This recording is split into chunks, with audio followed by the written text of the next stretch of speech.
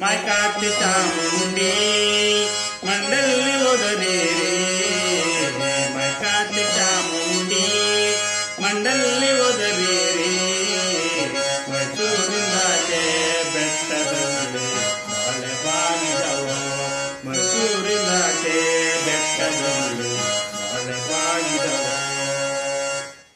ಕರ್ನಾಟಕದ ಜನತೆಗೆ ನನ್ನ ಶುಭಾಶಯಗಳು. ಈ ದಸರಾ ಹಬ್ಬದ ಶುಭಾಶಯಗಳನ್ನು ಕನ್ನಡ ಜನತೆಗೆ ಕೋರುತ್ತೇನೆ.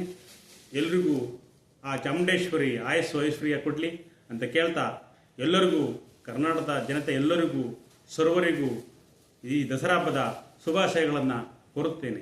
ಧನ್ಯವಾದಗಳು.